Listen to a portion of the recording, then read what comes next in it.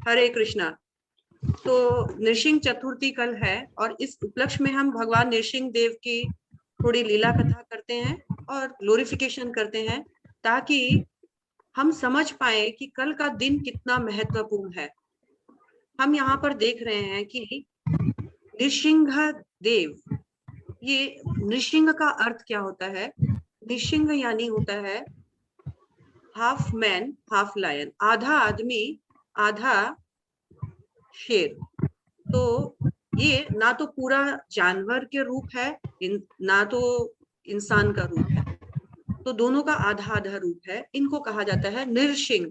जानवर में भी ये सिंह है, आधे सिंह है और आधे नर है, इसलिए नृसिंह कहा जाता है।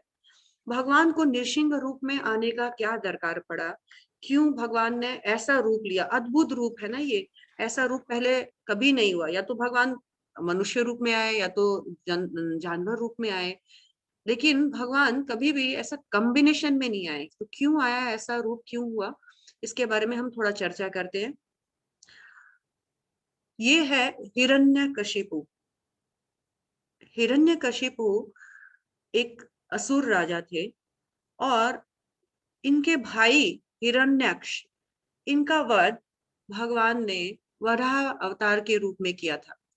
और इस कारण से इनका जो छोटा भाई है उनको बहुत क्रोध हुआ और वो विष्णु से इस बात का बदला लेना चाह रहा था कि मेरे भाई के ऊपर इस तरह से किसने इनकी हत्या की, मेरे भाई पर जिसने ऐसा प्रहार किया है उसको मैं मृत्यु दंड दूंगा। और इस इच्छा से, इस आक्रोश से नृसिंह देव ने, सॉरी, हिरण्यकशिपु ने विष्णु को ढूंढना और उनका वध करने का निश्चय किया।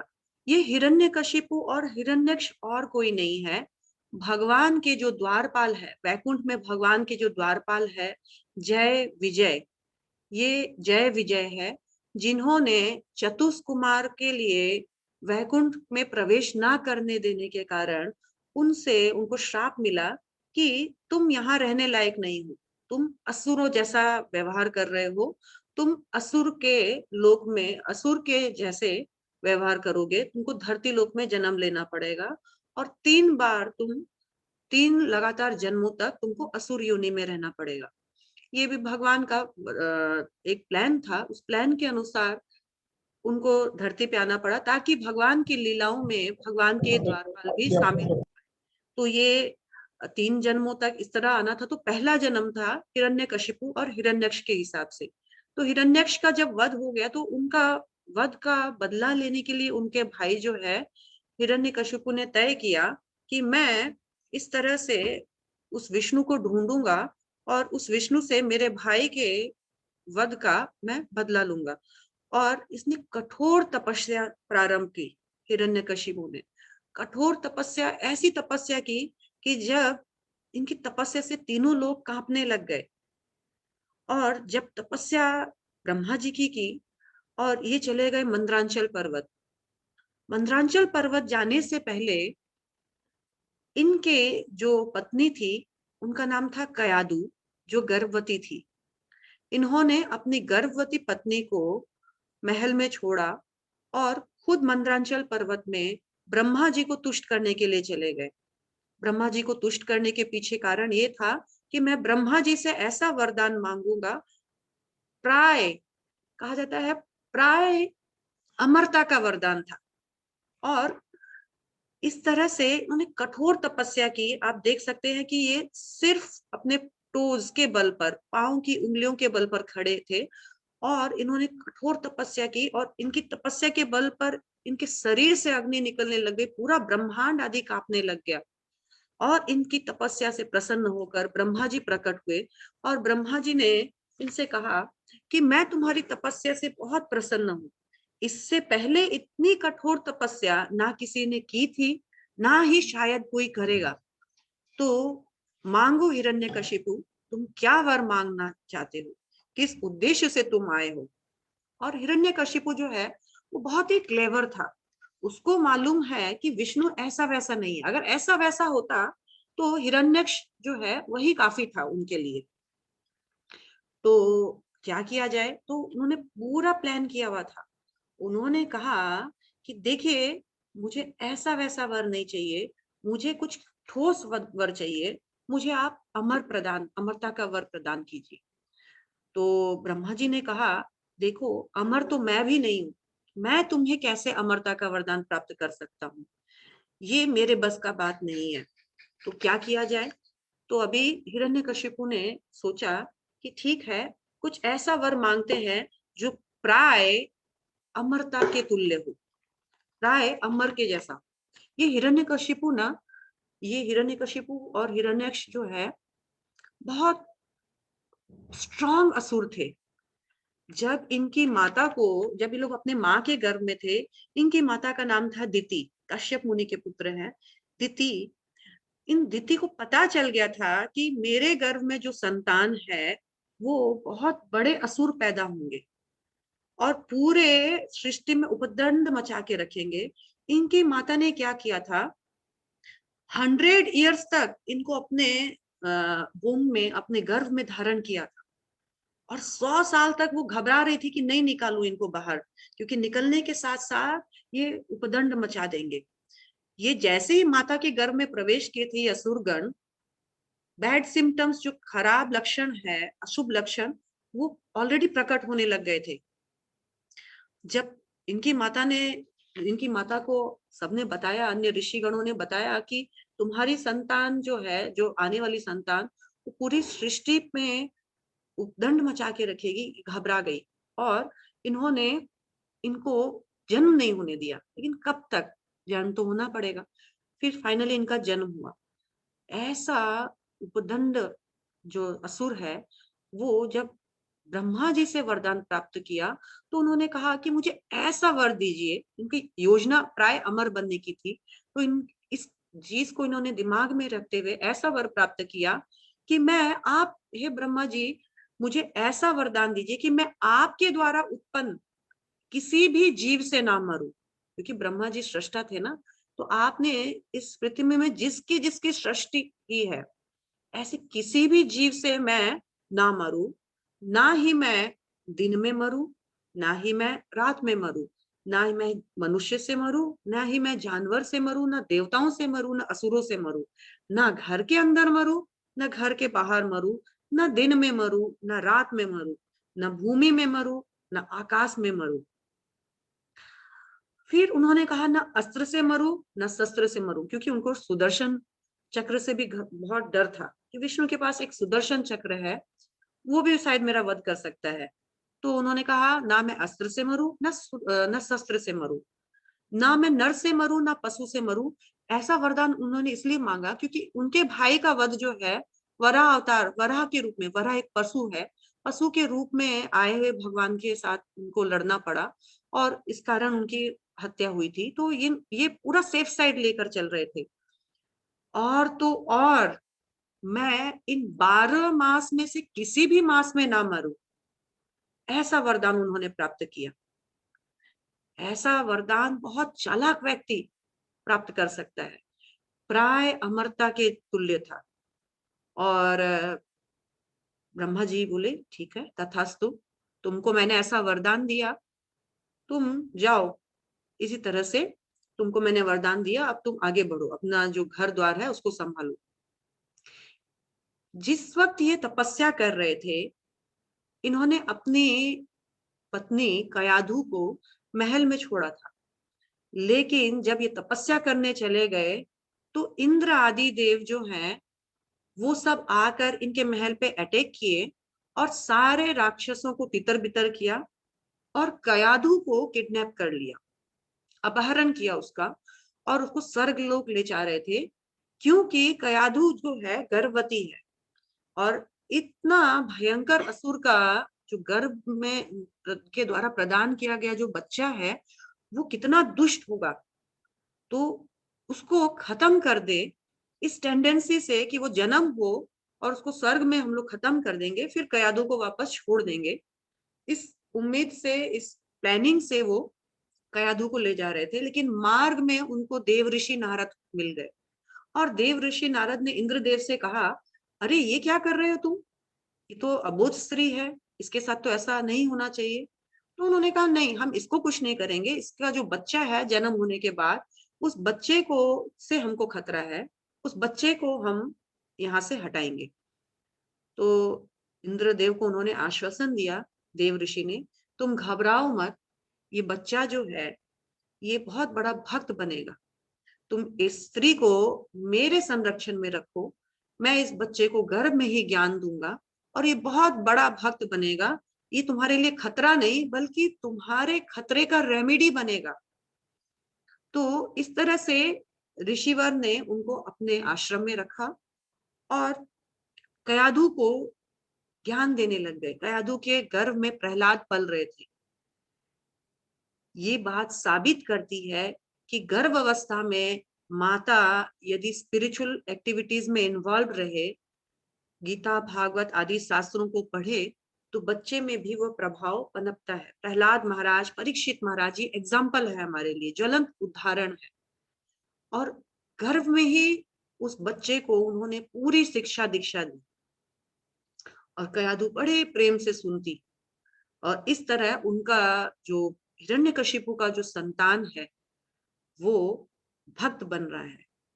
और एक तरफ वो प्लान कर रहा है कि मैं विष्णु को खत्म करूं, और एक तरफ भगवान ने उसके लिए कुछ और प्लानिंग रची। तो कहा जाता है ना कि भगवान के साथ ज्यादा चालाकी नहीं चलती है। हमारी प्लानिंग एक तरफ, भगवान ने एक प्लानिंग और करके रखी है हमारे लिए। सो भगवान की प्लानिंग के आगे हमारी हर प्लानिंग निश्चित रूप से फेल होनी है। हमें एक लेसन लेना है कि भगवान से चालाकी मत करो, भगवान से चालाकी हमारी टिकने वाली नहीं है। और इस तरह से बहुत पावरफुल होकर हिरण्यकशिपु उस तपस्या स्थल से निकला और अपने महल को गया। महल को जाने के बाद कयाधु आ गई और सब कुछ ठीक होने के बाद सबसे पहला काम जो हिरण्यकशिपु ने किया वो था सभी देवी देवताओं को तंग करना। वो स्वर्ग लोक गया, इंद्र से स्वर्ग छीना, सभी देवी देवताओं को अपना चाकर, जिसको बोलते हैं चाकर बनाया। दसों दिशाओं को, तीनों लोकों को, असुरों को, देवताओं को, ब्राह्मणों को, इंद्र आदि के राज को, सबको उन्होंने बस में कर लिया, सबको छीन लिया। और ब्राह्मणों को पूजा पाठ नहीं करने देता, ब्राह्मणों को कहता कि मुझे भगवान मानो। और ब्राह्मण बेचारे डरते ना, क्या करते, वो भी इनका गुणगान करने लग गए। देवताओं को, देवताओं का जो राजा है इंद्र, स्वर्ग को तो इन्होंने आधिपत्य ले ही लिया था, देवताओं को इन्होंने अपना नौकर बनाया। तो किसी से झाड़ू पोछा करवाता, इंद्रदेव जो है उनके घर का डस्टिंग झाड़ू पोछा करते। तो वरुण, सूर्य आदि सारे अलग अलग मैन्युअल सर्विस में इनके लग गए। और तो और शनिदेव, जिनके प्रकोप से हम डरते हैं, उन शनिदेव को इन्होंने अपना पांव दान बनाया। पांव के ऊपर आसन जो रहता है ना, उस आसन जैसा उन्होंने मूढ़ा जैसा बनाया। क्योंकि इनका जो दरबार था, उनमें जो इनकी गद्दी थी, सिंहासन था, बहुत ऊंचा था। पांव रखने के लिए एक मूढ़ा टाइप का होता है, उस पे इन्होंने शनिदेव को मूढ़ा बनाया। और शनिदेव को सीधा नहीं रखा, क्योंकि शनिदेव सीधा रहेंगे तो उनको देखेंगे, इसलिए शनिदेव को उल्टा किया, उनकी पीठ पर ये पांव दे करके शनिदेव को इस तरह से अपने सर्विस में लगाया। किसी भी 33 कोटि देवी देवताओं में किसी को भी नहीं छोड़ा। ब्रह्मा विष्णु महेश खाली इनकी इस उपदंड से बाहर थे, बाकी सबको इन्होंने तंग किया। और इस प्रकार स्वर्ग में कैप्चर करके विलास पूर्वक इन्होंने वहां पर दिन व्यतीत किए। और जब आदमी के पास बहुत धन सुख सुविधा हो जाती है, आदमी पागल हो जाता है, प्रमत्त हो जाता है। ये निशानी हिरण्यकशिपु में भी प्राप्त हुई। हिरण्यकशिपु भी जो है वो प्रमत्त हो गए। प्रमत्त मतलब धन में पागल हो गए, सही गलत, धर्म अधर्म कुछ नहीं देख रहे थे। इस तरह से सारे देवी देवता, ऋषिगण, ब्राह्मण गण त्राही त्राही मचा रहे हैं और भगवान से प्रार्थना कर रहे हैं कि भगवान हमारी रक्षा करो। भगवान ने उनकी प्रार्थना सुनी और देवी देवताओं को आकाशवाणी के माध्यम से बताया कि देखो, तुम्हारे इस जो कष्ट है इसका बहुत शीघ्र ही निवारण होगा, लेकिन तुम सही समय का वेट करो। इनके घर पर एक भक्त पनप रहा है। ये एक समय आएगा कि उस भक्त, वैष्णव भक्त पर ये अपराध करेंगे, उसे कष्ट पहुंचाएंगे, और उस कष्ट के कारण इनके जितने भी प्राप्त वरदान आदि हैं, सुख आदि हैं, सारे इनका क्षय हो जाएगा, और तब मैं आऊंगा और इसका वध करूंगा। तुम लोग सही समय के लिए रुको। इधर प्रहलाद भी धीरे धीरे बड़े हो रहे हैं, प्रहलाद बड़े हो रहे हैं और इनका उपद्रव दिन ब दिन ज्यादा हो रहा है। इन्होंने प्रहलाद को शिक्षा दीक्षा के लिए स्कूल भेजा, तो वहाँ टीचर्स लोग सिखाते कि तुम्हारे पिता भगवान है। तो ये बोलते नहीं, मेरे पिता भगवान नहीं है, मेरे पिता भगवान नहीं है, भगवान तो कौन है, साक्षात हरि है। इस तरह से टीचर उनको एक बात सिखाते और ये एक अलग अलग बात सीख कर जाते। और दुखी टीचरों ने हिरण्यकशिपु कंप्लेन किया, आपका बेटा ना जाने कैसे भगवान हरि का भक्ति करने लग गया, और इसमें हमारा कोई दोष नहीं है स्वामी, हम तो इसको सीधा सीधा ही ज्ञान दे रहे थे, पता नहीं क्यों ये इस तरह से कहाँ से ज्ञान लेकर आया है, और अपना ही अपना तो कर रहा है, साथ में अन्य बच्चों को भी बिगाड़ रहा है, सबको सिखा रहा है भगवान तो सिर्फ विष्णु है, मेरे पिता भगवान नहीं हो सकते हैं। हमारी रक्षा कौन करेगा, हमारी रक्षा सिर्फ भगवान विष्णु करेंगे, मेरे पिता में वो कैपेसिटी नहीं है। उन्होंने बताया रक्षा केवल भगवान ही कर सकते हैं।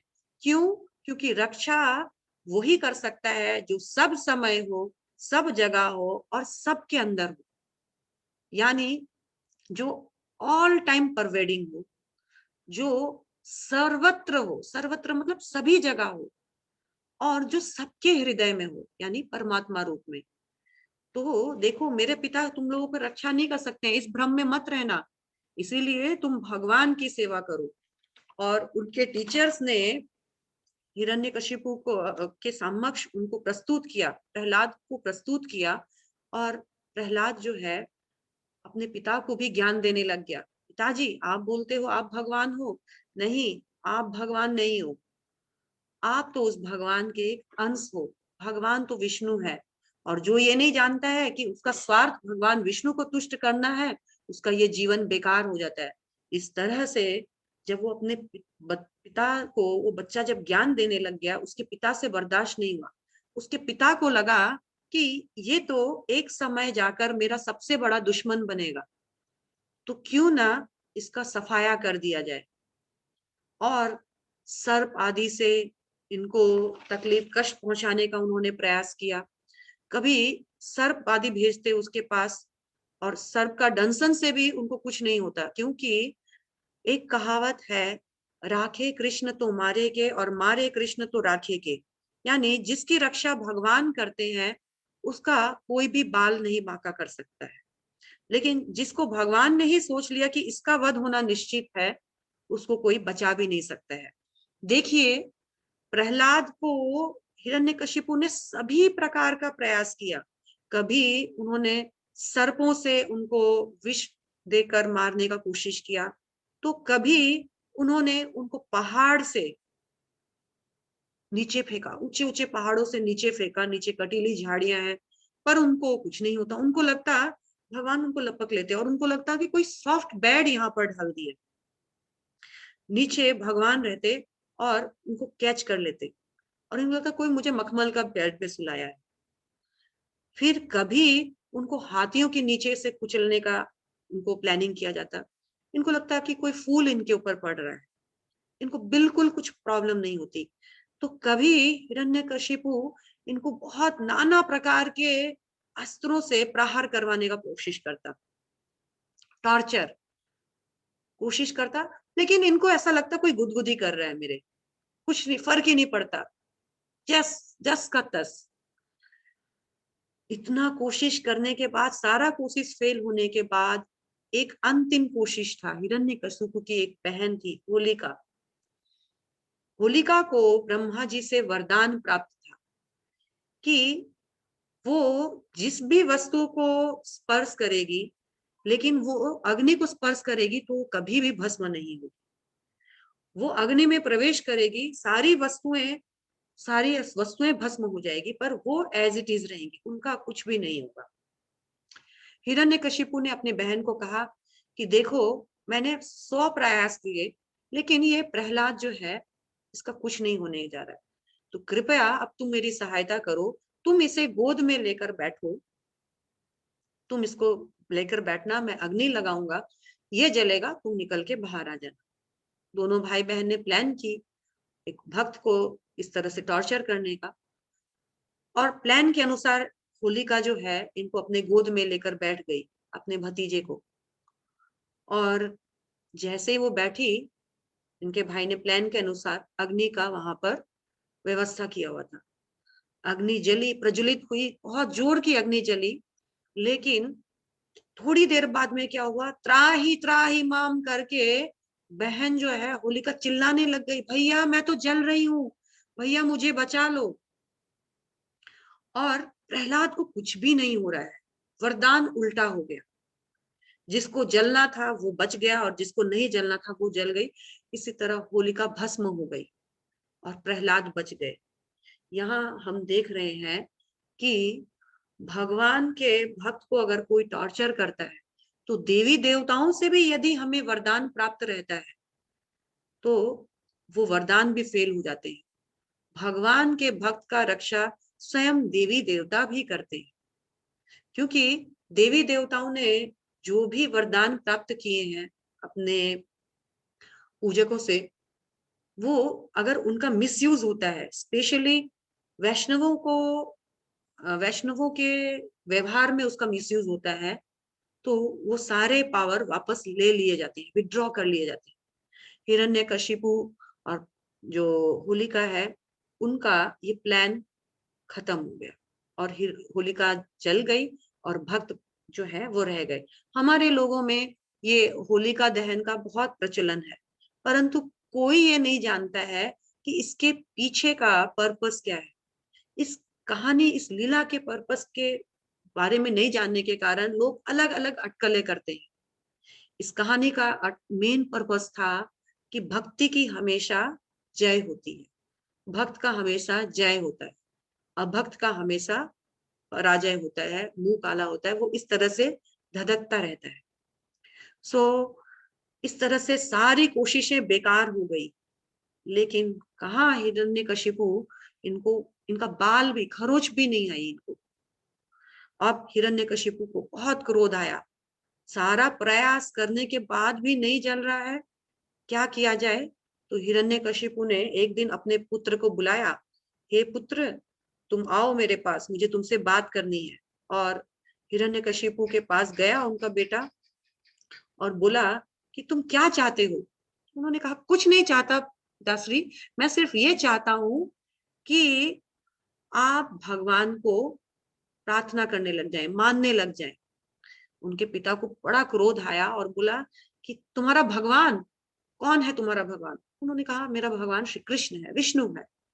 तो कहाँ रहता है तुम्हारा भगवान। इन्होंने कहा मेरा भगवान तो सर्वत्र है, सभी जगह रहता है। तो क्या तुम्हारा भगवान इस खंबे में है। तो उन्होंने कहा यस, मेरा भगवान इस खंबे में भी है। तो हिरण्यकशिपु को बड़ा आश्चर्य हुआ, तुम्हारा भगवान इस खंबे में है, चलो मैं तुम्हारा आज ये भ्रम दूर कर देता हूँ।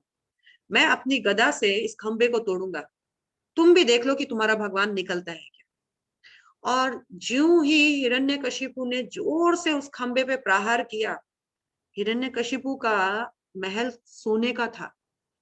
ज्यों ही जोर से प्रहार किया, उस खंबे से भगवान नरसिंह देव निकले, जिनके 16 हाथ थे, 16 हाथ में 16 प्रकार के अस्त्र थे, और बड़े जोर से शेर के जैसे गर्जना करते हुए वो वहां से निकले।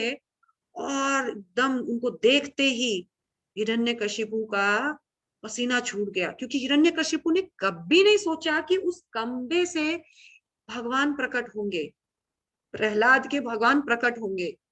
वो तो प्रहलाद का भ्रम तोड़ने वाले थे उस खंबे को तोड़कर, लेकिन जब अद्भुत रूप देखा वो घबरा गए, और घबराहट में वो समझ नहीं आ रहा क्या करूं। और भगवान जैसे ही उस खंबे से निकले, उन्होंने तुरंत उनके साथ युद्ध करना प्रारंभ किया। ये छोटा सा हिरण्यकशिपु लग रहा है और ये भगवान है। ये बड़ा जोड़ तोड़ से इनके साथ युद्ध हो रहा है। भगवान का जय विजय को यहाँ भेजने का एक कारण था कि भगवान के साथ फाइटिंग का, भगवान को मल्ल युद्ध का कभी भी मौका नहीं मिलता था, कोई फाइटिंग ही नहीं करना चाहता था। इसलिए भगवान चाहते थे कि ये असुर रूप में आए और मुझे फाइटिंग का आनंद दे। तो पहले खूब मल्ल युद्ध किया, बहुत एक दूसरे से फाइटिंग किया।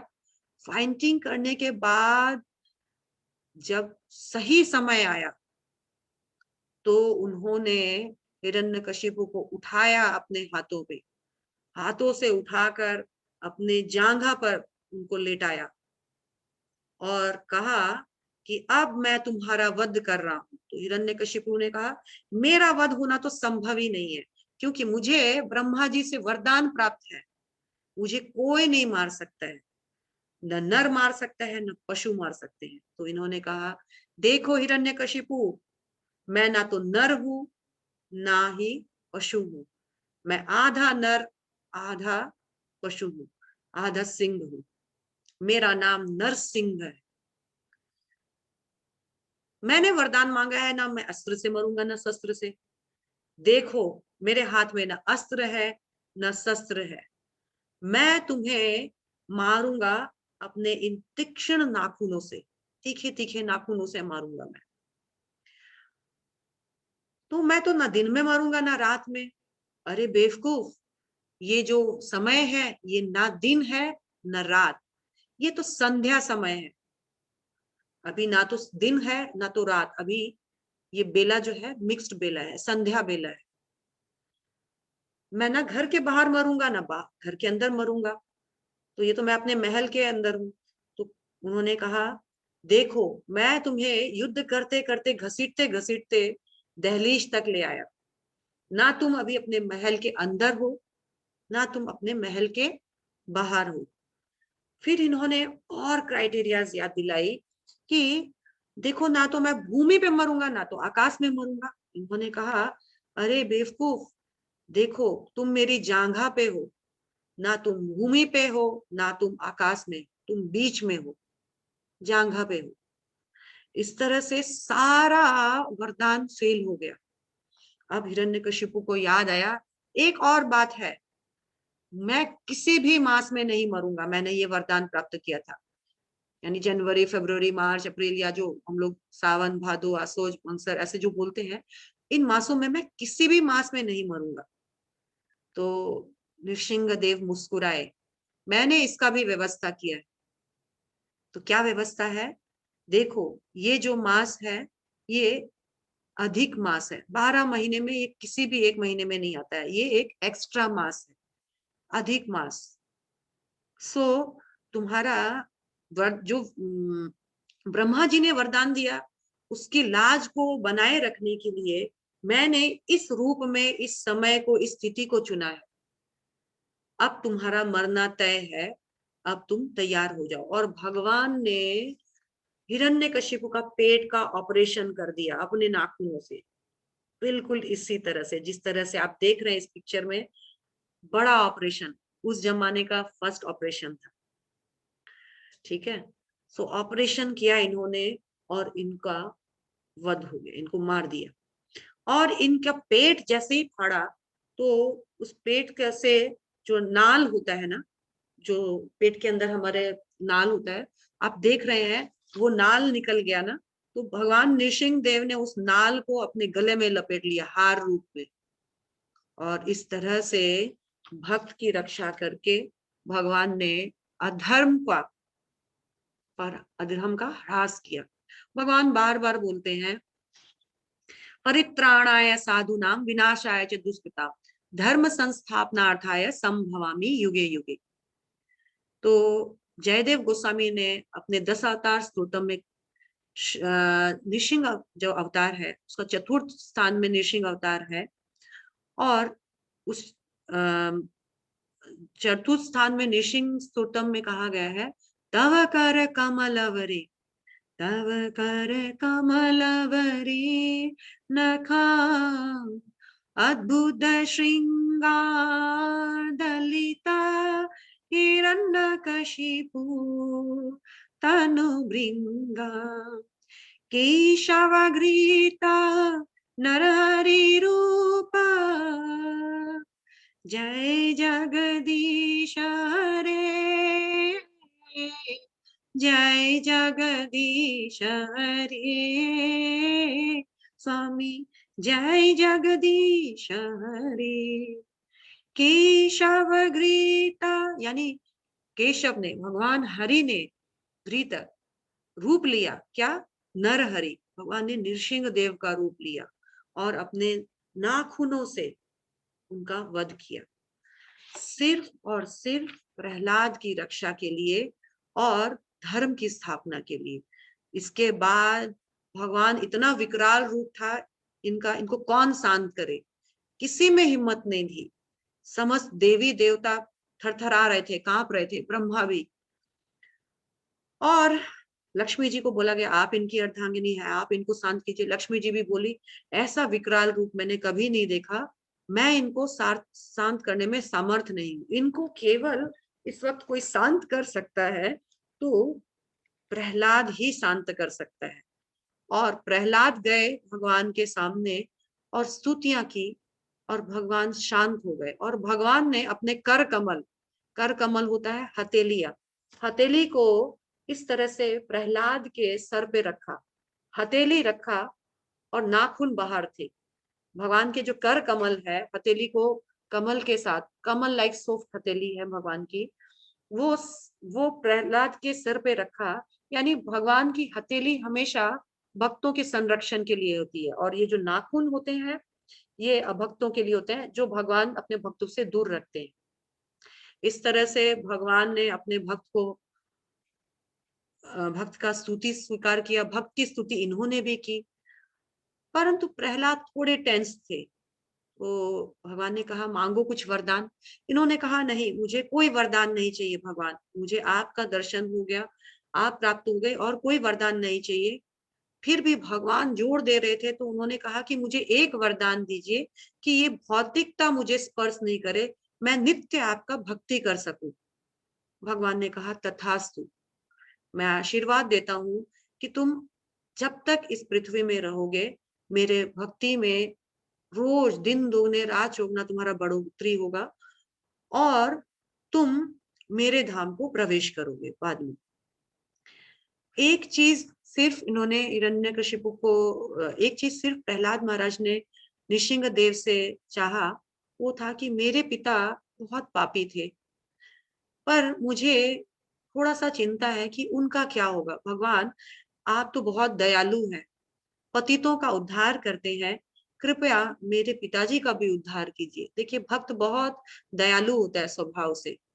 कितना टॉर्चर किया गया प्रहलाद पर, किंतु भक्त तो हमेशा पर हित के लिए रहता है, पर दुख दुखी, पर सुख सुखी।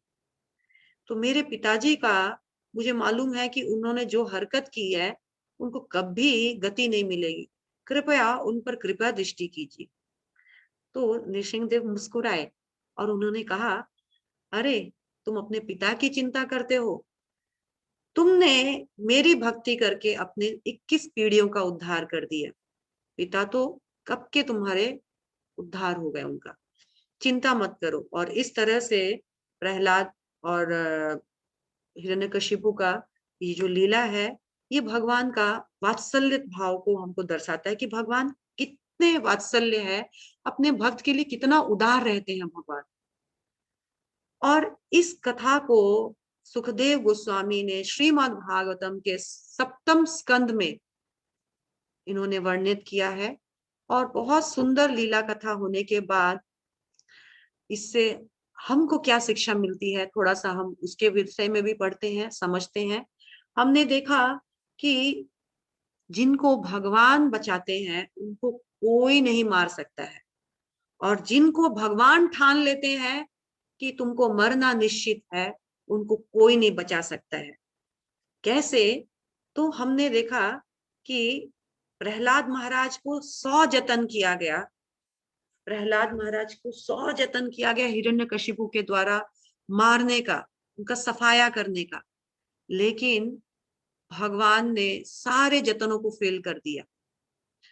वहीं दूसरी तरफ हिरण्यकशिपु ने 100 जतन किए थे खुद को बचाने के लिए, अमर रहने के लिए, लेकिन भगवान ने चाहा कि इसका मरना निश्चित है, तो सारा जतन फेल हो गया।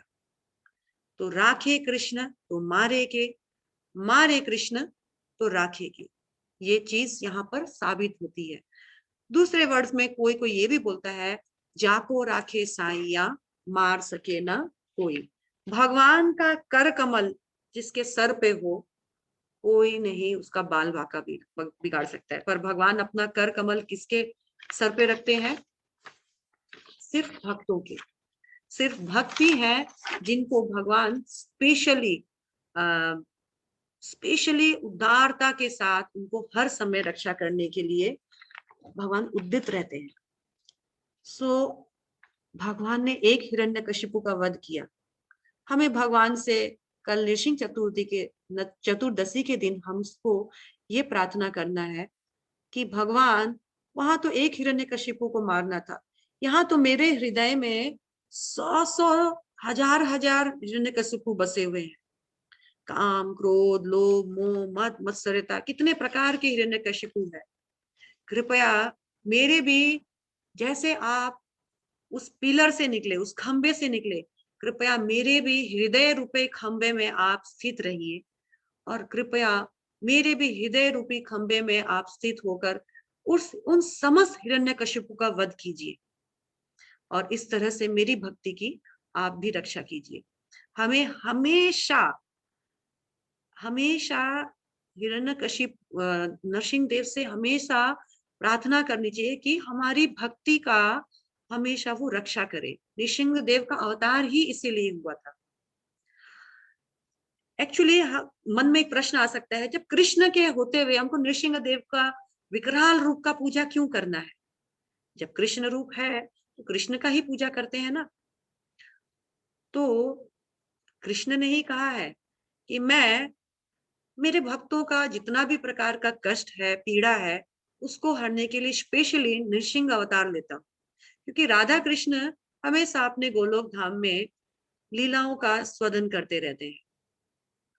सो उनको बिजी करने से अच्छा है हम उन्होंने अपने आप को नृसिंह देव के रूप में अपॉइंट किया है कि कोई भी प्रॉब्लम हो, डोंट वरी, ये मेरा कांटेक्ट नंबर है, मेरे पास आ जाओ, अपॉइंटमेंट कोई जरूरी नहीं है।